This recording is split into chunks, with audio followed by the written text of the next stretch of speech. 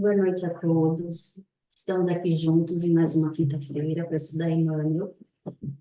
E hoje a gente vai falar sobre o capítulo 105, nem todos, do Caminho, Verdade e Vida. Tá? Então a gente começa sempre com a nossa oração, agradecendo ao Senhor Jesus a oportunidade de estarmos aqui, estudando em seu nome, aprendendo, evoluindo, transformando, Senhor, o homem velho no homem.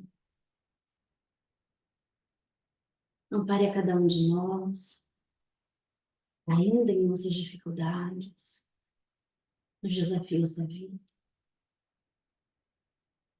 E esteja conosco, Senhor, hoje e sempre. Que assim seja.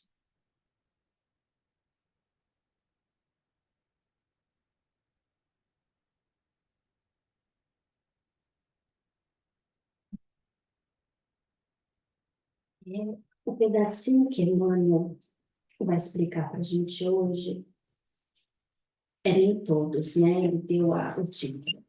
E aí ele fala, e acontece que, quase 8 dias depois dessas palavras, tomou consigo a Pedro, a João e a Tiago, e subiu ao monte a orar.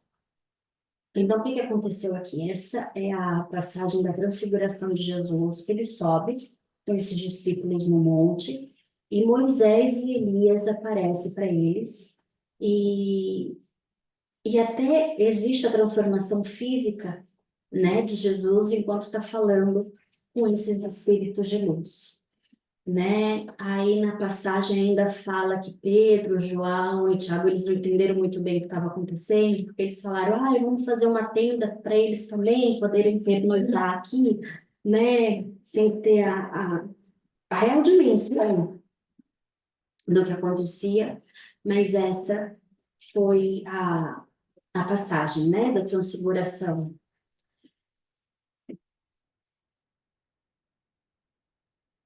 E aí, Emmanuel comenta para a gente, digna de notar-se a atitude do mestre, convidando apenas Simão e os filhos de Zebedeu para apreciarem a sublime manifestação do monte, quando Moisés e outro emissário divino estariam em contato direto com Jesus aos olhos dos discípulos. Por que não convocou os demais companheiros? Acaso Felipe ou André não teriam prazer na sublime revelação? Não era Tomé um companheiro indagador, ansioso por equações espirituais? No entanto, o mestre sabia a causa das suas decisões, e somente ele poderia dosar convenientemente as dádivas do conhecimento superior. O fato deve ser lembrado por quantos desejam forçar a porta do plano espiritual. Certo? O intercâmbio com esse ou aquele núcleo de entidades do além é possível, mas nem todos estão preparados a um só tempo para a recepção de responsabilidades ou benefícios. Não se confia imprudentemente um aparelho de produção preciosa, cujo manejo depende de competência prévia ao primeiro homem que surja, tomado de bons desejos. Não se atraiçoa impunemente a ordem natural. Nem todos os aprendizes e estudiosos receberão do além, num pronto, as grandes revelações. Cada núcleo de atividade espiritualizante deve ser precedido pelo melhor senso de harmonia, esforço e afinidade. Nesse mistério, além das boas intenções, é indispensável apresentar a ficha de bons trabalhos pessoais. E no mundo, toda a gente permanece disposta a querer isso ou aquilo, mas raríssimas criaturas se prontificam a servir-se e a educar-se. Aí tem algumas palavras que me chamaram a atenção, né? Que é o dosar, que Jesus dosou, ele sabia para quem que ele podia chamar. Ele tinha 12, ele chamou 3. Então ele sabia o porquê daqueles 3. E essa decisão cabia a ele, dentro da sabedoria dele, aquilo que ele poderia, quem na verdade teria a melhor condição para receber todas aquelas informações que iriam acontecer. E aí ele fala em forçar a porta do plano espiritual, né? Então essas palavras, elas me chamaram muita atenção, eu até fui pesquisar no dicionário o que que era. Então, só Jesus poderia balancear, equilibrar, né? Quais os discípulos estariam prontos para aquela jornada junto com ele ou não. E quando a gente força alguma coisa, a gente está usando sempre de coerção, de domínio, de poder. Então, a gente está indo contra alguma coisa que é natural, contra alguma coisa que tem um processo que flui, né? Sabendo que tudo tem o seu tempo. E aí, quando eu estava lendo esse texto, eu dividi o texto em 2 partes, pensando uma em nós. Ai, Letícia, socorro! Pensando uma em nós, né? E nos outros. Então, o quanto que diferente seria a nossa parte, nós, e quantos seriam os outros, pensando que quando é nem todos, né? Então, assim, Jesus chamou nem todos. Será que esse nem todos fui eu? Ou será que nem todos são os outros? Então, se a gente pensar nessas 2 distinções, quando esse nem todos são os outros, o que que a vida pede pra gente? Que tudo tem o seu tempo, né? Essa passagem linda de Eclesiastes, que tudo tem o seu tempo, tem tempo de buscar, tem tempo de perder. Então, para a gente ser indulgente com o outro, para a gente ser paciente com o outro, para a gente ter empatia com o outro, que não é porque eu já consigo determinadas coisas que o outro vai conseguir, né? A dona Lúcia sempre fala para a gente que a Terra é uma escola. E dentro de uma escola, cada um está num degrau de aprendizagem, cada um está num degrau de evolução moral, cada um está num degrau de doação interior, daquilo que eu ainda escolho para mim. Porque eu também posso escolher apressar os meus passos, ou eu posso escolher retardar, deixar para o ano que vem, né? Para a próxima encarnação. Então, pensando nos outros, me chamou muito a atenção da gente entender o momento do outro. Entender que Jesus semeou, mas que cada flor vai nascer dentro do seu momento, né? E aqui ele fala que exatamente cada um e tudo tem esse momento. E aí, se a gente pensar que esse momento de cada um é como a natureza, né? Quando fala ali que não pode forçar a nossa entrada no plano espiritual, a gente também não pode forçar e ir contra a lei da natureza. Se a gente quer ajudar uma borboleta a sair do casulo, a gente já trabalha o processo e ela pode morrer. Ela precisa passar as asas delas ali por aquele reduto para lubrificar, para ela poder voar. Se a gente abre um casulo, ela morre. Então, se a gente exige do outro aquilo que o outro não está pronto ainda para dar, é responsabilidade nossa. O que que a gente está matando no outro? Será que a gente está matando a fé do outro que ele tem nele mesmo? Será que a gente está matando a autoestima? E aí, no livro dos Espíritos, a pergunta 628, o Kardec pergunta por que que a verdade não foi sempre posta ao alcance de toda a gente? Porque cada coisa tem o seu tempo, né? Assim como primeiro veio Moisés estabelecendo uma lei de justiça, se pegou um, vamos pegar um, né? Se você roubou dois, você vai dar dois, e não como era feito antigamente, eu roubava dois e aí pegava tudo da outra pessoa. Então, primeiro veio Moisés mostrando a justiça, depois veio Jesus mostrando o amor, porque se fosse inverso, dentro da casa de cada coisa no seu tempo, as pessoas não estariam prontas para entender. E aqui os espíritos falam que a verdade é como a luz, né? Que vem no seu momento, ele precisa se habituar a ela. Caso contrário, fica deslumbrado, fica cego, e aí passa a não enxergar mais nada.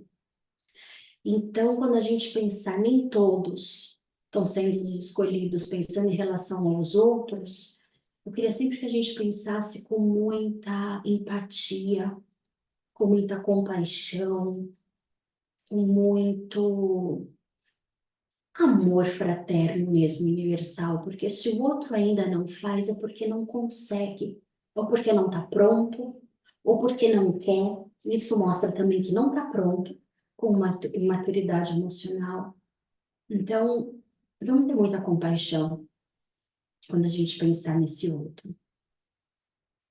E aí, a outra parte que eu pensei é quando esse nem todos somos nós. Né? Então eu fui procurar ali, a passagem fala assim, depois de 8 dias dessas palavras, aconteceu essa situação onde ele escolheu os três os discípulos. Então eu voltei um pouquinho antes. E aí, 8 dias anteriores, Jesus fala para eles, se alguém quer ser meu seguidor, que esqueça os seus próprios interesses. Esteja pronto cada dia para morrer como eu vou morrer e me acompanhe. Pois quem põe os seus próprios interesses em primeiro lugar nunca terá a vida verdadeira. Mas quem esquece a si mesmo por minha causa terá a vida verdadeira. E o que adianta alguém ganhar o mundo inteiro, mas perder a vida verdadeira e ser destruído? Então aqui Jesus está falando das nossas escolhas em relação à matéria e em relação ao espírito. Porque a vida verdadeira é o espírito. A vida verdadeira vai além daquilo que a gente conquista, vai além do ter, é o ser, é quem eu sou, as minhas ações, as minhas atitudes, a minha benevolência para todos, né? Então, Jesus estava falando isso, vamos renunciar ao mundo, à matéria, para vocês poderem seguirem comigo. Vamos buscar pela causa verdadeira. Porque aí eu fico pensando, né, que quando for a minha vez de ser chamada por Jesus, eu quero estar entre um dos três discípulos que foi chamado, né? Eu quero fazer parte disso. Então, o que que eu preciso fazer da minha vida, do meu dia a dia, para eu poder seguir com Jesus? E o Evangelho fala muito disso, né? Que tem uma passagem aqui que ele fala que reconhece o verdadeiro espírita pela sua transformação moral. Aqui faltou um grifo, então vamos colocar bem grande, pelos esforços que emprega para domar suas inclinações más.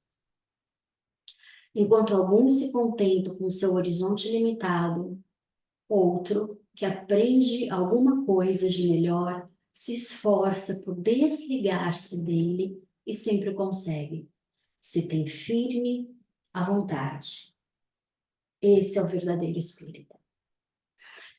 Então aqui ele está falando do nosso esforço, do meu querer, da minha vontade em ser uma pessoa melhor a cada dia, né? Lembrando que a gente está no planeta de provas e expiações e que é a categoria da Terra. A densidade aqui, o ar aqui é tudo mais pesado, de acordo com os nossos pensamentos, de acordo com aquilo que a gente acredita, de acordo com aquilo que a gente emana.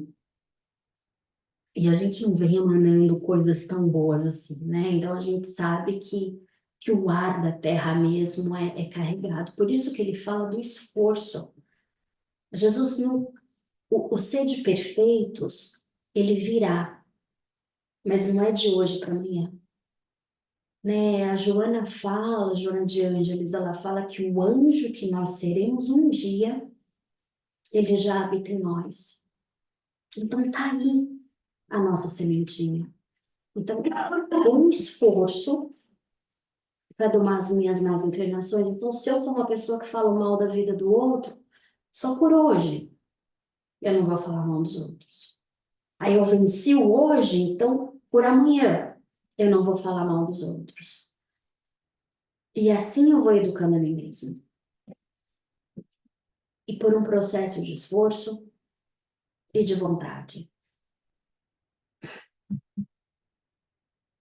E aí Santo Agostinho, ele fala pra gente, né, fazer o que eu fazia quando vivia na Terra, ao final do dia, interrogava a minha consciência. Interrogava, ou seja, estou certo, eu estou errado, não era só passar pela memória. Passava em revista o que havia feito e perguntava a mim mesmo se não faltara algum dever, se ninguém tivera motivo para se queixar de mim. Foi assim que cheguei a me conhecer e a ver o que em mim precisava de reforma. Então, Jesus já falou para a gente, vigiai e orai, né? Primeiro é vigiai, ou seja, preste atenção em quem você é, preste atenção às suas escolhas, preste atenção ao seu comportamento, preste atenção no que você almeja da vida. E aí você ora porque eu estarei contigo. Aí você vigia. E então essa de Santo Agostinho, eu acho que a gente sempre precisa realmente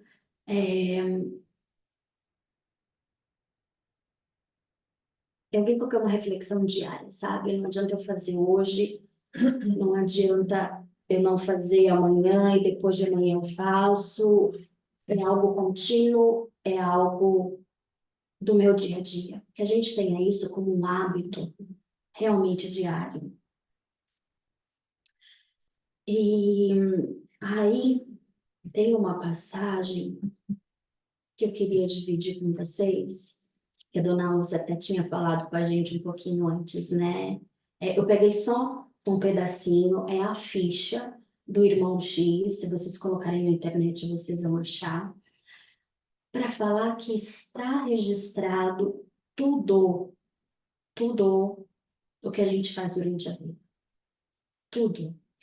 Então, a história é, o cara estava perto de seus 50 anos, ele era um orador espírita, tinha feito lá os trabalhos da noite, foi para casa, orou, dormiu, e aí ele tem esse sonho que ele está entrando, né, nas portas do céu, e lá tem lá a ficha dele. E aí começa que ele teve o renascimento na Terra em 1904, nasceu em berço manso, pais carinhosos e amigos, inteligência preciosa, juventude folgada, ou seja, ele pôde ser jovem, não precisava trabalhar, não precisava correr atrás das coisas, boa saúde, invejável noção de conforto, sono calmo, excelente apetite. Isso vai estar na minha ficha também, excelente apetite, né? Uma coisa que me chamou muito a atenção, constante proteção espiritual, então porque ele tinha mérito. Nunca sofreu nenhum acidente de importância. Aí fala que ele se empregou no comércio, que ele se casou com 25 anos, mas escravizava a mulher dele, né, dentro daquela visão mais machista. Ele foi católico até os 26 anos e ele presenciou sem maior atenção 672 missas. Eu tô pegando esses números todos, gente, porque tá lá.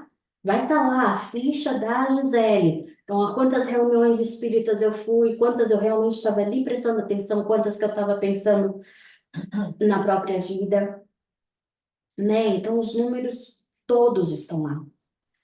Aí fala que ele compareceu 2.195 sessões de espiritismo, enfim. Aí depois continua, não encontra tempo para auxiliar os filhos na procura do Cristo.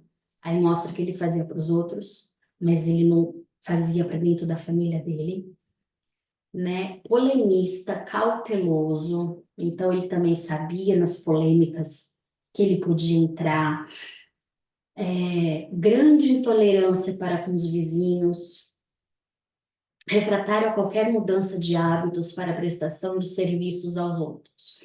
Eu vou parar por aqui, né? Mas aí a história continua, que aí veio os débitos, a falar assim, aí veio os débitos, aí o cara acordou e falou, opa, né, vamos mudar a vida, enfim, vale a pena vocês olharem a ficha do irmão Chico na internet. Mas o ponto que eu quero chegar é, gente, tudo nosso está mudado, tudo nosso. Se não existe um bater de asas de borboleta que Deus não saiba, se não tem uma folha de árvore que caia, que Deus não saiba. Então tá tudo anotado e tá tudo contabilizado nessa equação de Deus.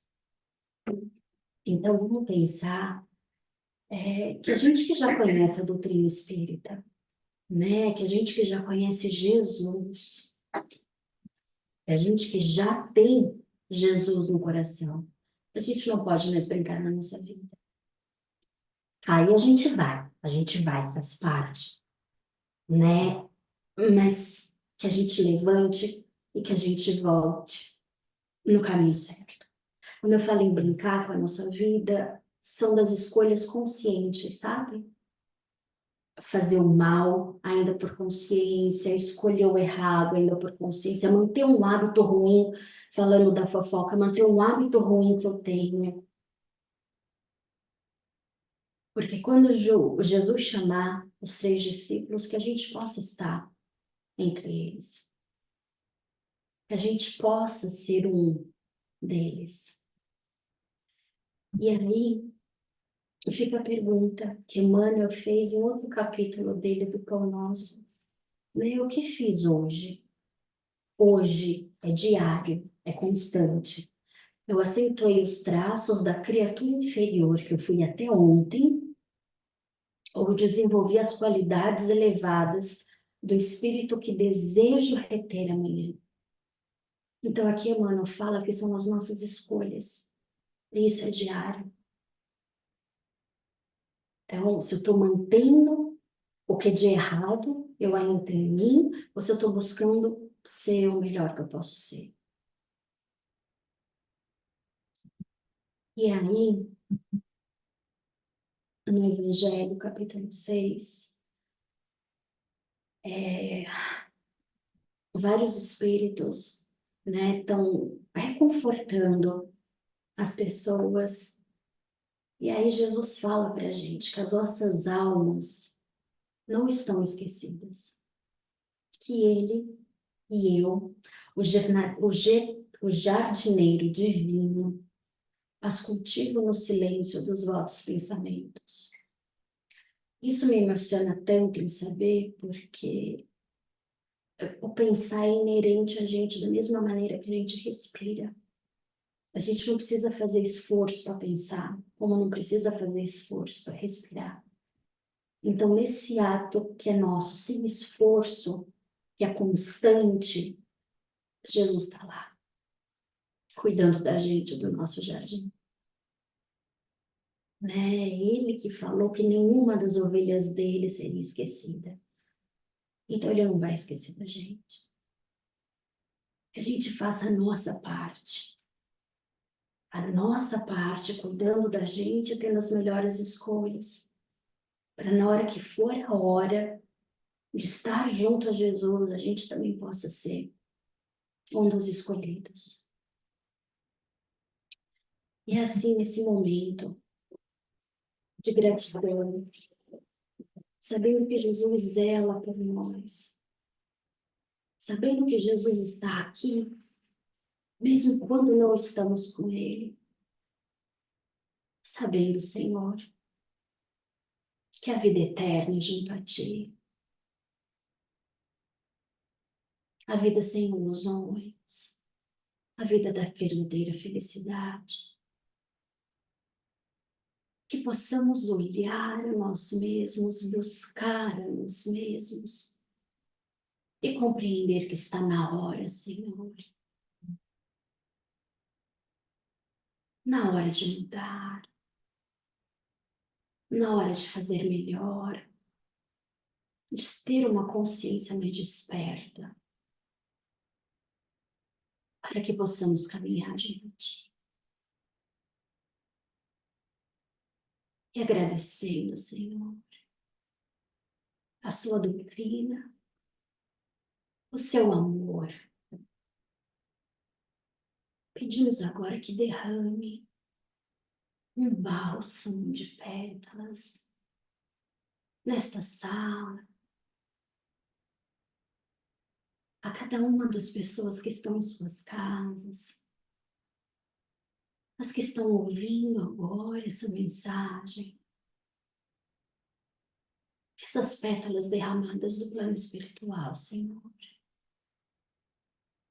possam tocar em nossas peles, sendo absorvida por cada um de nós, nos fortalecendo, nos dando coragem e segurança necessárias para saber que podemos, porque o Senhor está conosco.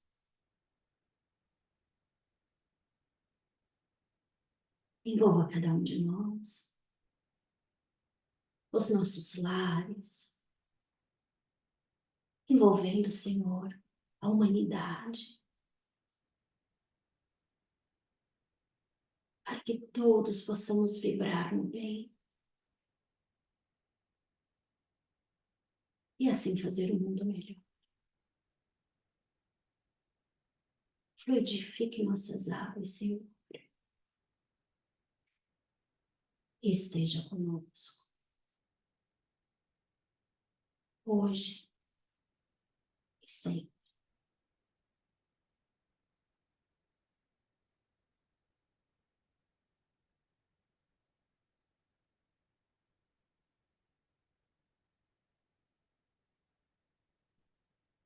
Boa noite a todos.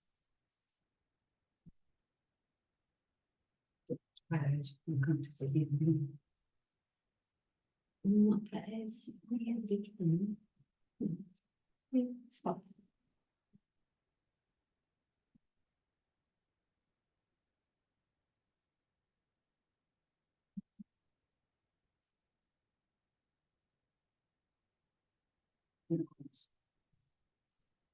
Vai.